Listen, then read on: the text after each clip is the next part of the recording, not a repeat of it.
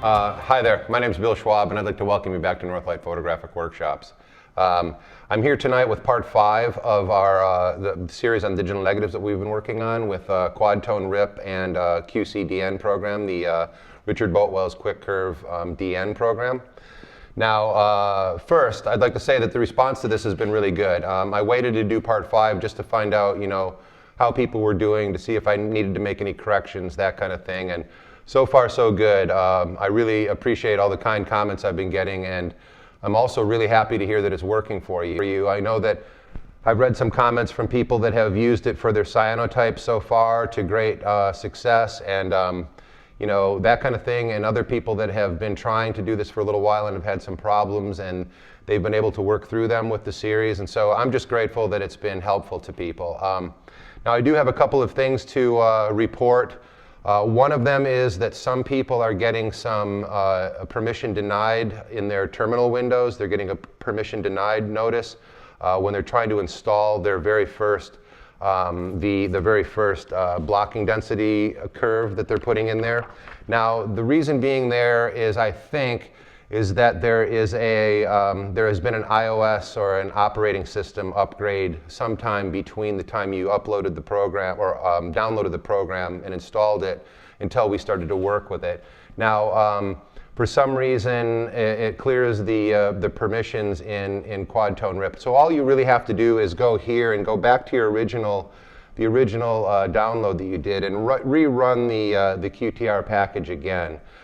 It won't be any problem. You don't have to delete anything. Anything that you've worked on so far is already in there. It will stay there. All it does is it reinstalls the program over itself, and I don't know what happens, but it does clear the permissions again, and then you can once again try to run your install command, and it should install your curves from then on. And if you do run into the problem in the future, it's probably because there's been some automatic upgrade that's happened to your operating system. So just do what I say again and save that original program download, the install package that you got, and just run the package again, okay? Now, one other thing that I've heard is one person followed my exact directions visually in the first episode, and unfortunately I made the mistake of on my pointer going to download the Quickcurve version for doing positives. Now, I know that one person did that. We cleared it up with Richard, and he's given him the new download and given him the licensing curve for that. So it hasn't been a problem. But if anybody else has had that problem, please let me know. I've gone back and made a correction. I believe that this was in part 3 of the series when we downloaded and installed Richard Boatwell's Quickcurve DN. Now, I've put a card in that video for the correct download. All you really have to do is go here. If you're watching the series, go here in the comments below, and you'll see where it says purchase Quad Tone Profiler directly here. So click on that link, and it will take you directly to the download page for us for Richard's program. And as you'll see here, you're going to want to download either Quad Tone Profile Pro DN, which is not the one we're working with right now, but it does encompass the one that we're working with. What we've been working with is just Quad Tone Profiler Quickcurve DN. So this is the one that you want to download, or this one, as I said. But this one is not part of the series that we're working on right now. I may do an appendix to this at some point with that Pro version, just to show you kind of some of the things it will do. But anyway, just this one here, Quad Tone Profiler Quickcurve DN, that's the correct program that you want to download, okay? So now that we have all that out of the way, it's time to have a little bit of fun here. I mean, we've made this curve, and we've not really applied it to a print yet. Now, I did in the last version of this, I did show you the difference between a print made with a corrected curve and with a non-corrected curve. And I'll probably do that again today, but what we're going to do is we're going to make a photograph. We're just going to take a photograph. I'm going to show you the process that I go through. Now, the thing is you'll see over here in Lightroom, I've got an image that I shot as part of a demonstration I did up in Iceland a couple of years ago on one of my workshops that I lead. And what I was doing, you can see here, it's kind of got nice flat water out there. I was doing a neutral density filter demonstration to show people how even on a day when there were a lot of waves that you could do things by flattening out the water, that kind of thing. So, you know, that's something I'll get to in another video at some point. But anyway, this is just an image that I made that day, and I'm just pulling this up kind of random to show you how you can do a really nice platinum or palladium or whatever process that you're working in. You can make a really nice print just from something you grab off your computer using what we've done now. Now what will happen is now that you've got a corrected curve, we'll be able to go into this photograph that we're working with right here. We'll be able to work it up to a pleasing look to us. You know, we'll be able to work it through Lightroom and through Photoshop. We'll make a nice pleasing image to us, and we'll know that that image is the image that's going to translate through the digital negative and onto paper in the final process that we've been doing our testing for. Okay? So I'm not sure if any of you are familiar with Lightroom.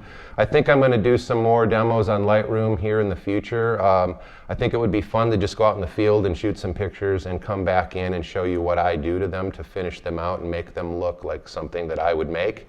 Because very rarely does that happen in the camera, right? But anyway, so what we're going to do is we're just going to take this image here, and if you'll direct your attention over here now to Lightroom, I'm going to go over to the Develop module here. And what I normally like to do with an image like this is, first off, I like to straighten out the horizons, because nothing drives me more crazy in a landscape than a crooked horizon. You've heard me talk about that in other videos, I'm sure. So anyway, I just go in here, and it's a very simple tool here to just go to the crop tool, and it gives me a bunch of guidelines to go by, and I'm just straightening out my horizon, and then I double click, and that gives me my straightened horizon. Then what I also like to do is, because we're working with a color image here and we're working with a black and white process or a monochrome process or a monotone process, I'm going to convert this over to black and white. So there we go. We've got a black and white image. You can see it's kind of dark. What I'm going to do is I'm going to up the exposure a little bit so you can see some detail in those rocks in the foreground. But what does that do? It kind of blows out the sky, right? So one of the things I really like about Lightroom is it gives you a lot of basic tools in a very easy palette to work with, so you don't have to go searching for things in Photoshop. And what I tend to do is work on my images in Lightroom to get them to the point where I almost like them, and then I import them or export them over to Photoshop, where I do my finer detail work before I export them as a negative or as a final print, that kind of thing. So anyway, as you can see, my sky is a little too light here, so what I like to do is pull down my highlights first. And now you can see as I do that, that's pulling a little bit of detail up into the clouds up in here and up into the sky. But it's really not quite enough for me. So another thing that I like to do, and another trick I do, is use a gradient fill. So on Lightroom it's very easy. I just go up here, I click on gradient fill, and I can pull this down over there. And then now that I have my template into place, I can go in and I can use my different sliders here. What I do is I like to drop down the exposure a little bit, also pull down the blacks just a little bit, and pump up the clarity a little bit, just to kind of like give a little bit more delineation to those clouds that are there. So you can see I've done that. Now it's not quite, and then I enter a couple times. Now it's not quite to the point where I like it. I actually like to do a little bit more of a vignette on the top like that to draw the person's eye down into the image. One of the things I do with it may be kind of cliche, but I like to do is, one of the ways that I like to keep people's eye in the image is by using a little bit of vignetting around the edges. Not so much that it's really, you know, hand of God kind of stuff, but just a little bit so it keeps your eye from drifting off the page. So anyway, what we're going to do is we're going to add another bit of a gradient fill up here, a little shorter one here. And in here I'm going to drop that exposure down a little bit more. Not so much that it's really obvious as a line, and then I'll do my same thing with my clarity slider here. I like to do a little bit of that. And then I might also dehaze that a bit just to drop it down. So that's kind of what I want to do there. Now, the other thing is that there's other shadows here that I'd like to pick up. So what I like to do is pull up a little bit on the shadow details just to kind of give a little bit more in the rocks and things here. Now, another thing I'm going to do is take the gradient fill, and I'm going to fill up on the bottom here, like you can see. And rather than, add a lot of darkness there. What I'm going to do is add some more clarity, a little bit of contrast there to show some more detail in those rocks in the foreground. So, so first I'm going to drop the exposure there just a little bit, and then I'm going to hit my clarity just a bit to pump up some clarity in there. I'm going to give it a little bit of a white boost, and I am going to do a little bit of dehazing, not too much. And there, I'm going to leave it at that.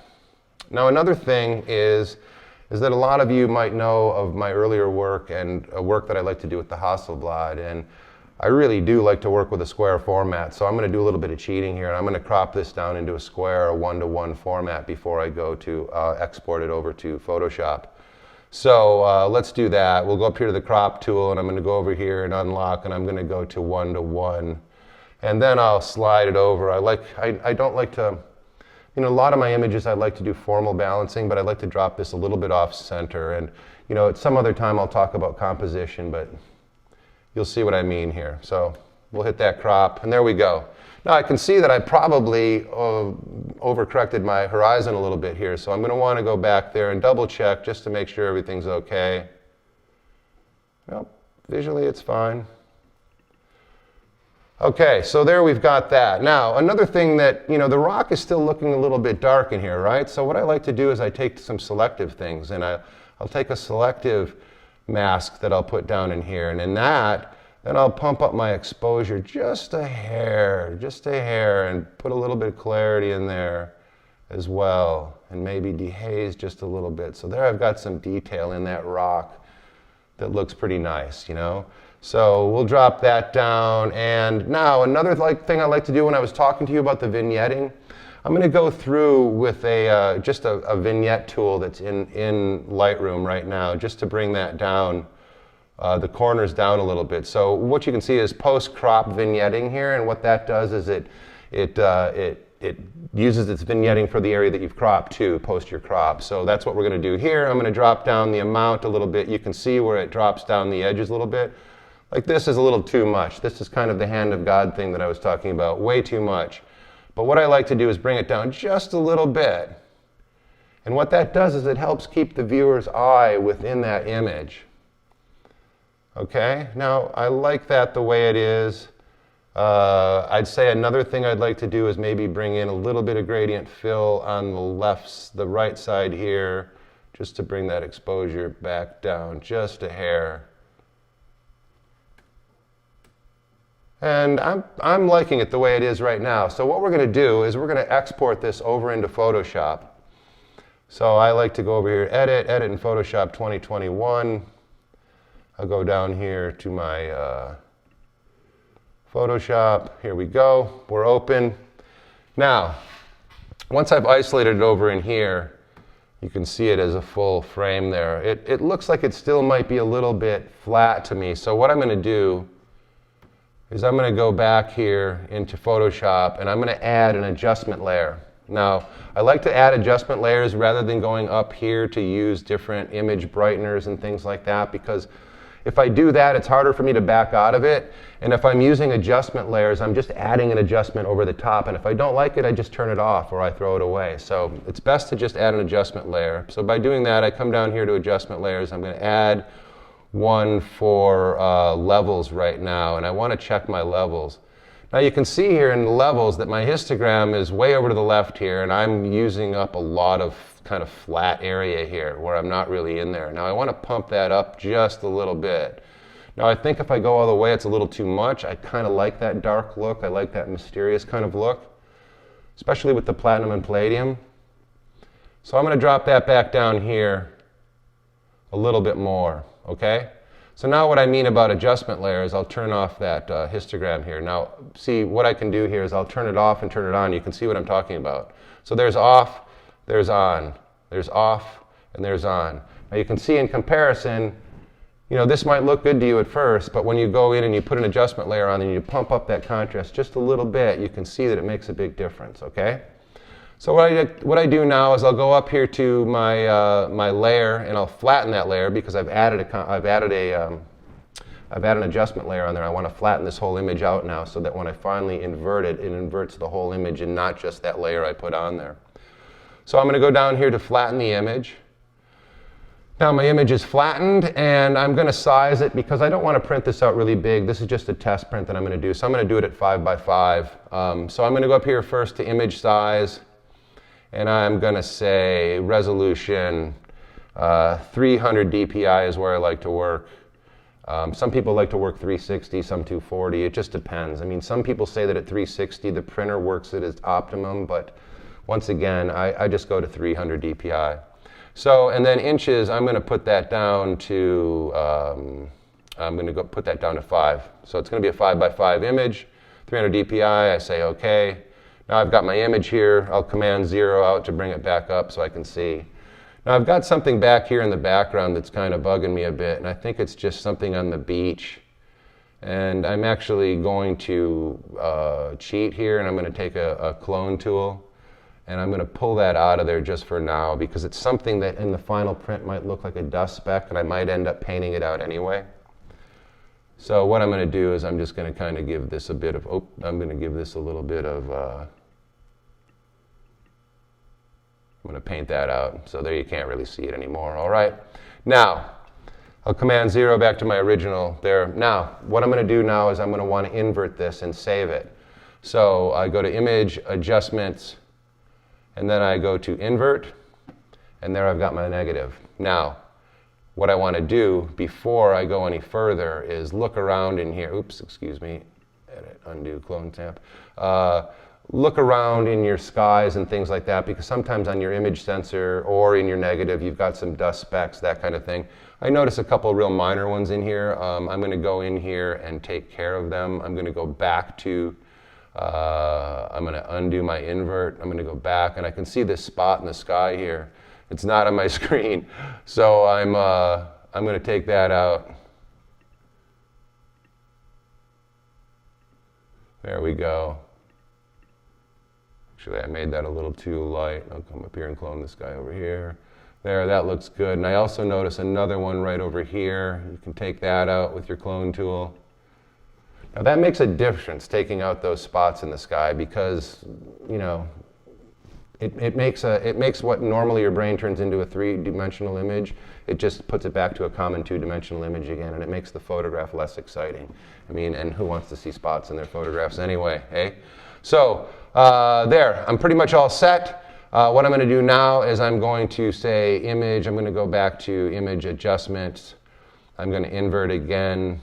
And there we go. Now, another thing that I want to do is, because we're making this as a contact print through UV light, we're going to be going emulsion to emulsion on our negative. So the thing is, if I printed it out exactly like this, once I flipped it to make my print, I would have a flopped image and it wouldn't look like it originally was shot. So what I've got to do before I do anything with this negative is I've got to go here to Image, Rotation, and I go down here to Flip Canvas Horizontal. And now it may look foreign to you because you made the image and now it looks all backwards, but when you print this image, it's going to be the way it's supposed to be. So what I like to do is go here and I say File, Save As, and I will save it as a, let me just go to my, I've got all kinds of stuff in here, people. I'm very sorry about this. I'm going to go down here to just, let's see, users, Bill Schwab. Let's just go into pictures, projects, and how about YouTube? And I'll just say new folder, negative. Now I'm sorry I'm boring you with this, but you know, you're going to figure out where you want to put your own images. But I just need to know where to find this. And I'm just going to call it Iceland Rock right now. I mean, it's kind of a toss-off image for me, but the thing is what I'm showing you here is it's something that's normally kind of a toss-off, might not be such a toss-off once you've done your work on it. All right, so there we've got that saved. I like to save it as just no image compression whatsoever, as a TIFF file. That's done. Okay. We're going to close down Photoshop here. We're going to take Lightroom and we're going to close that down. Now we're going over to Print Tool, and what we want to do is we want to bring that negative into Print Tool so that we can now print it out through the curve that we've created. So I'm going to go over here to the Add, and it opens me up here, and I'm going to go down to my negative. I've got my Iceland Rock, it's going to drop it right into the center of the page right there, as you can see. Now I'm going to go down here to run print, and when I run the print, I'm going to go down here, I'm going to make sure I'm at quad P800, just to refresh that. That's the quad tone rip that we're working through. I'm going to go down here to, layout. We're going to go down to quad tone rip.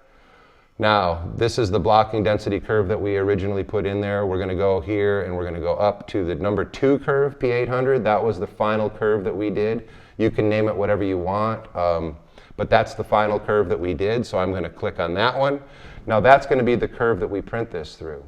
So now what I'm going to do is I'm going to put my clear substrate through I'm going to put my OHP through the printer, and we're going to print that out. I'll take it in the darkroom, and I'm going to make a print, and I'll bring it back here, and I'll show you that print, and we'll compare it to the one that we see on the screen. And I'll show you that through making this curve, we've been able to take basically anything that we've made on a nice calibrated screen and turn it into a digital negative in a print that represents just what we saw on the screen, or at least very close. Okay, so now what I'm going to also do at that same time is I'm going to print another negative out, and I'm going to print that negative out in the original starter curve that we did, just to show you that good enough isn't quite good enough, and then we'll compare those two prints and we'll see what happens, okay? Okay, so now we're back from the darkroom, and I've made both of my negatives and both of my prints. Now, as I mentioned before, I was going to make one negative from the starter curve. That's the one here on the left, and then I've got the corrected curve negative right here. Now, the only difference in these is that they're printed through a different curve. So you'll see the difference in the prints here. Now, here is the print that was printed with the incorrect curve. Now, as you can see, it's pretty acceptable. And as I told you before, you know, it's good enough, but good enough is never good enough, because as you can see from on my screen here, it's not really what I was looking for. You know, although it printed a decent print, it didn't do of it what I asked. So, and this is the more dramatic, the more corrected print done with the correct curve.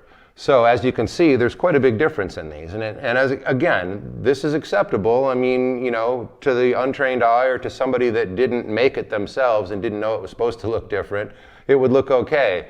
But this one is far better because this is exactly what I wanted. And this is pretty much what I saw on my screen. It rendered out in the final print looking much like that, unlike this one. So the deal is with this one is this is the original starter curve that we did. And if you'll remember back in part 3 or part 2 when we were doing that, it looked pretty good, but there wasn't much separation between the midtones and then the final shadow detail. We had a dark square at the very end, but then we had kind of a lot of mid-gray. And that's what happened here. You know, you can see where it drops off into the darkness here, but a lot of this is all just kind of mid-gray.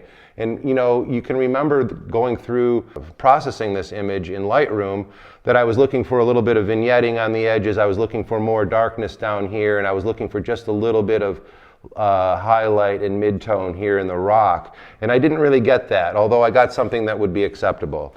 Now, of course, on this one, which is the correct print, I got exactly what I wanted. Everything down here was done nice and dark like I wanted to, although there is still some detail in there in the shadow. I got kind of the vignetting that I wanted around the outside.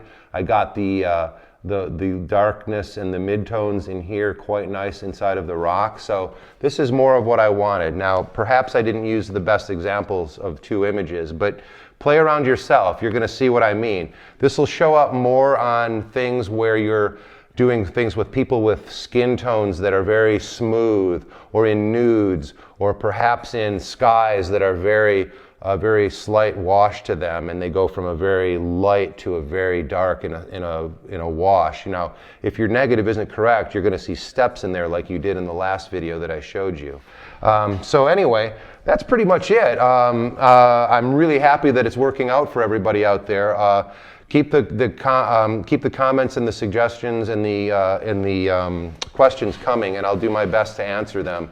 But so far, so good. It seems like everybody's doing pretty well with this. Another thing that I'd just like to tell you is that, you know, if you want to help out a little bit, you can check out my Patreon, which is now linked below. There's also links down below to the digital negative handbook that's been put out by Christina Anderson in the late Ron Reader. There's links to basically everything I've been talking about out here, especially the link to the Quickcurve DN program as well. So with that, I'm really happy that you've liked this series. I really hope it helps a lot of people. I'm really heartened to find out that there's so many people doing this out there. That's great. You know, I mean, there's been so many views of this and so many nice comments that it's nice to know that there's people beyond that scope of people that I thought I already knew that are doing this. But anyway, if you really liked it, give me a thumbs up. That will really help me a lot. And as I said, keep the comments coming. Perhaps subscribe. I'd really like it if you'd help me spread the word about this channel, because I'm having a lot of fun doing these things, and it's fun to be able to help people out and to make an impact in some way. And very special thanks to Richard Boatwell for allowing me to do this with his program, and for allowing the links in here and allowing me a little bit of juice from everyone that sells through there. It's not a big deal, but it helps everybody and it makes it worth something. Anyway, most of all, I hope that you make some really great photographs, and that you are now unburdened with the task of trying to make them look the way you want them to look. So anyway, thanks again, and take care. Bye-bye.